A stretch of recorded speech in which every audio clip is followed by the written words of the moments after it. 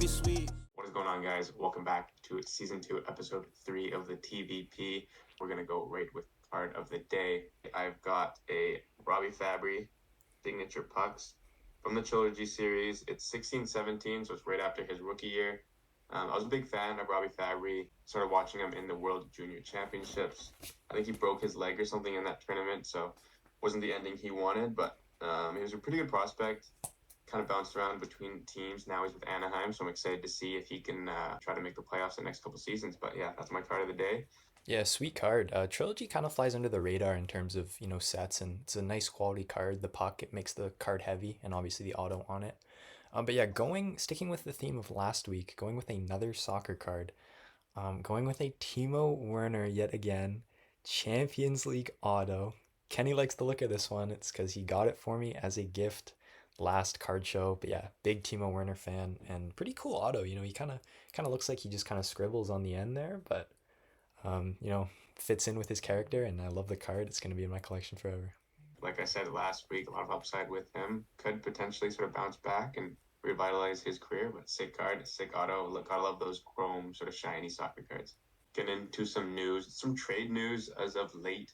I'm going to throw it straight to Caden, but right before that, I'm just going to say it just in case you missed it. Vasily Podkolzin has been traded to the Oilers for a 4th-round pick. Caden, give me your insight. Give me a little recap of his career as a Canuck. Former top 10 pick back in 2019 when the draft was actually in Vancouver. And, was pretty excited about him. Big Russian, projected as a power forward kind of guy, skilled winger. Hopefully was going to fit into our top 6. And he kind of got thrown into the NHL pretty quickly early on in his career and didn't really perform. And then the season after, he got sent to the AHL. And, I thought he was playing decent in the AHL. He split some time with the NHL club as well. But with the moves the Canucks have made this offseason, there was just simply no more room for him. I don't really like trading him to a division rival, especially the Oilers, because if he pans out, that's going to hurt us for years down the line. But hopefully he gets an opportunity out in Edmonton. Was definitely a fan favorite and very sad to see him go. Yeah, I'm always going to remember that goal against the Rangers when we were about 12 rows up, right in the corner, and he stared right at us when he was celebrating. But it's tough to lose, like you said, a top 10 pick for a mid-round pick. At the end of the day, you kind of understand it just because you don't want to lose him for nothing. In the case that he gets picked up on waivers throughout the season. Wish it could have worked out for Vancouver, and hopefully it can, bounce back in Edmonton. But yeah, before we move on, Kenny, I don't know if you heard. Did you hear about where he was when he heard about the trade news? He was going to IKEA. Yeah, I did hear that. Yeah. that is all. And then I think one of the top comments right after that was, I guess that's better than coming home from a furniture store because after you buy all that stuff. But it was pretty funny. What's also kind of funny is the Oilers obviously did not match those offer sheets and ended up trading or sort of swapping the 8th overall pick in Broberg for the 10th overall pick in Podkolzin. Just picked 2 picks after. But yeah, what are your thoughts on the Oilers not matching? They end up getting a 2nd and a 3rd rounder as compensation, but they do lose Philip Broberg and Dylan Holloway. Yeah, it was a pretty active week for the Oilers. The pressure was on to re-sign these guys, and they did manage to dump Cody Ceci off in San Jose. So all signs kind of pointed to them being able to match at least one, maybe 2 of them if Evander Kane were to go on LTIR. And then the Podkolzin trade happened, and so then the signs pointed back to them not matching. And then finally they decided not to match. And what I find weird about the whole situation is the Blues and the Oilers actually made a trade as well, Kenny. They sent it to Edmonton, and kind of makes you wonder what happened there. Maybe the Oilers threatened to match and wanted a little more to not match and kind of let those players walk. But overall, I think it's a decent move for the Oilers. They lose 2 young guys with upside, unfortunately, which kind of points them in the direction of all in. They have the oldest team in the league by average age now. So it'll be interesting to see if they manage to flip those picks for some more assets. Yeah, it's tough to lose those guys, but at the end of the day, $5 million for Broberg is just not worth it, especially for a contending team. And I think it'll work out in their favor as long as they can take that 2nd and 3rd round pick and kind of flip it for a top 4 defenseman throughout the season, just sort of round out that depth. And, maybe we'll see sort of Vancouver and Edmonton fighting over a top 4 defenseman trade target throughout the season. I think both of those decors are relatively weak, especially considering those are the top 2 teams of the division. So I would be interested to see if there's sort of a bidding war between those 2 teams. And you mentioned that trade. I think, maybe it was because Edmonton, threatened to match, but also maybe St. Louis did feel kind of bad and kind of wanted no hard feelings. But who knows what the sort of backstory is there. But St. Louis picks up 2 young players, and it's definitely going to help out their lineup. But speaking of trades, just today on Thursday, Rutger McGroarty gets flipped for another prospect in Braden Yeager. Pittsburgh to Winnipeg, signed right away with Pittsburgh, and looks like he's going to get some, big line minutes in a Penguins jersey. What do you think of the trade? Yeah, I mean, they're wearing a hat right now. We're in Pittsburgh right now. yeah, rocking the Pirates right now, different sport. But it's two former 14th overall picks, I believe, getting swapped for one another. And Kyle Dubas, I think he did it again. I like McGroarty way more as a prospect compared to Braden Yeager. I think they're both elite prospects, but I like McGroarty projected a little better than Braden Yeager at the NHL level. This could very well turn into a win-win. It was an unhappy McGroarty in Winnipeg, and the fact that they were still able to get a prospect like Braden Yeager in the return, it's a good sign for Winnipeg, and I see this going down as a win-win. You mentioned with Winnipeg, I think they kind of lost most of their leverage with McGroarty, wanting out. So the fact that they brought in that much for a return is pretty good work for Kevin Sheldayoff. And Pittsburgh, like you said, they got the better player at the end. They got the better player who's more developed right now. So that could help them this season more than what Jaeger would help them this season. I do sort of worry if whether 2 or 3 years down the line, if McGroarty gets frustrated, he's going to want to trade out again. Just I'm not sure if that sort of mentality stays with someone their whole career. You see, Dubois wanting 2 trades in his career already. So hopefully that doesn't happen with Pittsburgh, but who knows? Like you said, win-win both sides.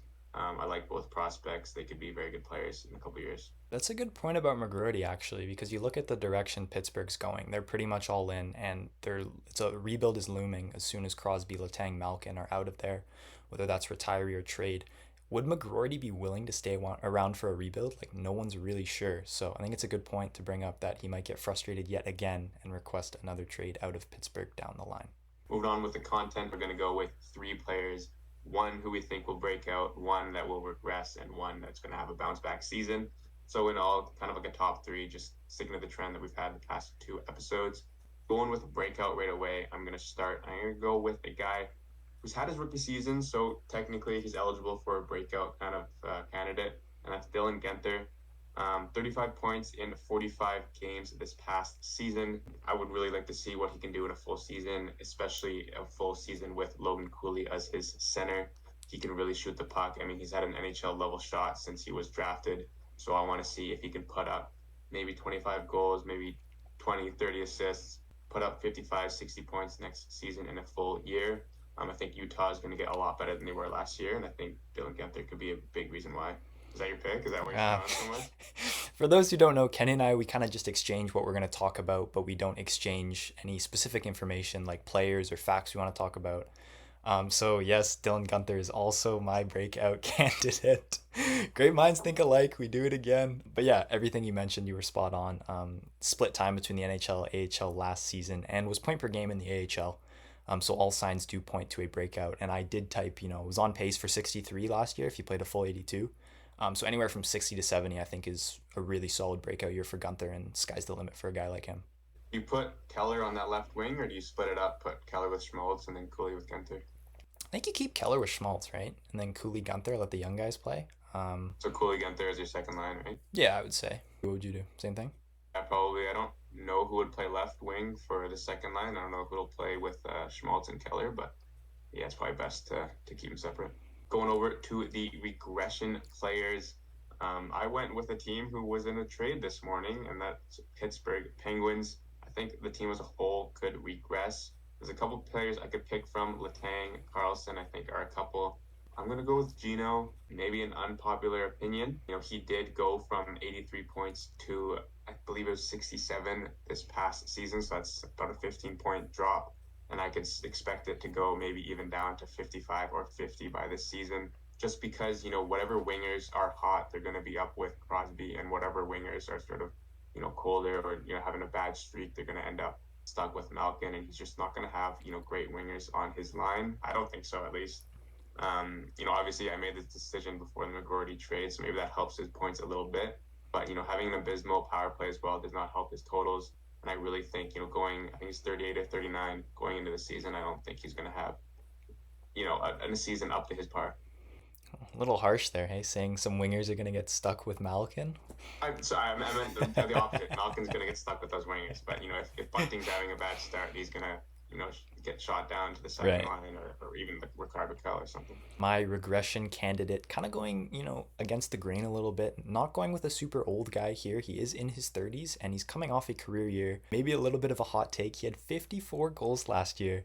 We're going with Zach Hyman to regress this season. You look at his shooting percentage this year, he shot 18.6% this year, and before this year, his career average was just 12.55.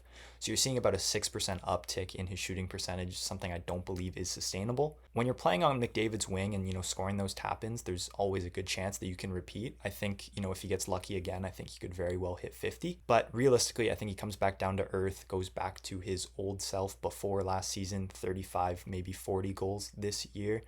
But looking for some Nugent Hopkins type regression, because 2 seasons ago, Nuge cracked 100 points, as we all remember. And then this past season only had 67. So still expecting Hyman to be a very solid, top line winger for the Oilers, but I don't expect 54 goals again. Yeah, I agree, and I think those goals will be more spread out between guys like Skinner and Arvidsson who are cracking their way into the lineup. I did have a sort of a similar approach. I did sort of consider Sam Reinhart for this candidate. Ultimately went with Malkin, but no, I do like that pick. As unfortunate as it is, it's going to be insane to repeat that performance. Going with bounce back, I've mentioned him a couple times the past couple episodes. You know what, Caden? Can you guess my bounce back player? Ooh, I actually can't. It's hit me with it. Who's your bounce back candidate here? I'm gonna go with Pierre-Luc Dubois. Uh, Mentioned him a couple times, but I really think it's different from this season. The past couple times he's been traded, it's been sort of up to him. I think it's him looking for a change of scenery. It's him wanting out. But this time it wasn't up to him. It wasn't him asking for a trade. It just happened out of nowhere. So I think this is really a big wake up call for him in his career. Had 40 points, obviously a bad year, but coming off 63 and 60 points this season before that, I think he can get back up into the 50s for sure with Washington, maybe even crack 60. Don't think he sets a career high in his first year with Washington, but I do think he can get up to that 60-point range and bounce back with the Capitals and hopefully bring them back for a second season to the playoffs. yeah, I love that pick. Young player, new situation, great bounce back pick. My question for you: do you think his bounce back relies on playing down the middle for Ovi, or do you think he can still do that on the second line? Like, do you see Dylan Strome playing the first line or Pierre Luc Dubois on that first line? Yeah, I did think about that, and I think just the chemistry that Strome and Ovi showed last season, I don't think you break that up. Mm-hmm. But I think putting Dubois down on the second line, sticking with guys like Mangiapane, maybe Tom Wilson, I think those guys can really sort of have a really big power forward line that can score a lot of goals and get in the dirty areas. Yeah, completely agree. We'll be watching to see if he's able to bounce back next season. So my bounce back candidate, as maybe a little biased as a Canucks fan, we're going with Jake DeBrusk, the free agent signing. So 2 seasons ago, he had 27 goals, 50 points in 64 games. Just this past season, he played 80 games, had 40 points and just 19 goals. So a little bit of regression last year on a Boston team that was a playoff team. Very streaky player, it seems, but hopefully he'll find a home on Pettersson's wing in Vancouver. I think he fits in really nicely into this Vancouver team. I don't think he gets off to a slow start. I think he comes out firing. I think he'll bounce back, maybe even a career high in goals. His career high in goals is 27. So I'm looking for him to pot, 30 plus on Pettersson's wing this season. Yeah, I like that pick. Same thing. So change of scenery. And if he can come off of his really good playoff performance and sort of bring that momentum into the season, I think he's bound for a 30-goal season. But yeah, those are our picks. Let us know who you agree with or disagree, and let us know your picks for each one of those categories. Moving on, both Kid and I have picked one player who we were sold very high on and ended up, falling flat in their career. So for me, first, we're going to go with a guy who was ranked third European skater in his draft class, went seventh overall. It is Lias Anderson. Picked before guys like Nick Suzuki, Marty Natchez, Robert Thomas, just a bunch of great talent that was picked behind him. He was pretty good, in his draft year. He had 19 points in 42 games in the Swedish Elite League. Followed that up with 7 points in 7 games in the World Junior Championships. He was the captain, infamously tossed over his silver medal over the glass. Maybe sort of a sign of what was to come of his career, but he was a really skilled player. I really wanted him going into that 2017 draft. We ended up going with Pedersen, probably the better pick there. But unfortunately, just it's just 17 points in 110 NHL games. I don't know if you blame that on the Rangers sort of development. They do have other disappointments like Capo Caco. They do have Vitaly Kravtsov as well, but bouncing around to LA and Montreal, had some pretty decent AHL numbers, but just can't crack an NHL roster. And now he's in Europe. But I was really sold high on him. I thought he was the next sort of Swedish skilled star, and just never panned out for him. Yeah, I completely forgot about him. Was a great prospect. You mentioned that World Juniors, and it's kind of tough. That's going to be the highlight of his career. That's what everyone's going to remember him for, is him tossing that medal into the stands. But it speaks volume about his character. You could argue that he's a kid, but at the same time, you got to be able to handle losing, especially at that level with so many eyes on you. But yeah, unfortunate that he didn't pan out. My player that I was super high on, that I loved as a prospect, he comes in the 2016 draft. He was the consensus third best player in this draft, slid down to number 4. We're going with Jesse Puljujarvi. But yeah, I was in love with Jesse Puljujarvi as a prospect. 200-foot game, projected as an elite power forward at the next level. Very high hockey IQ. And, at the World Juniors, he ripped it up on that line with Aho and Laine. Won tournament MVP, the gold medal, and was the top scorer, potting 17 points in those 12 games.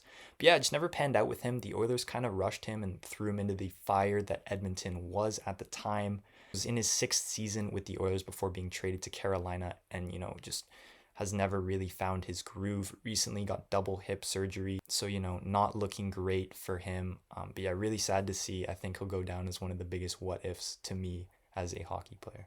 I guess that wraps up the content. Again, a lot of news coming out in August. I think there's still a lot more to come before the season starts. Let us know what you guys think of the content today. Let us know if you agree or disagree with anything we said. We're going to keep pumping out some episodes for you guys. And until next week, take care. But I don't be getting my flowers. You really thought she would be sweet. It's a whole nother level of sour.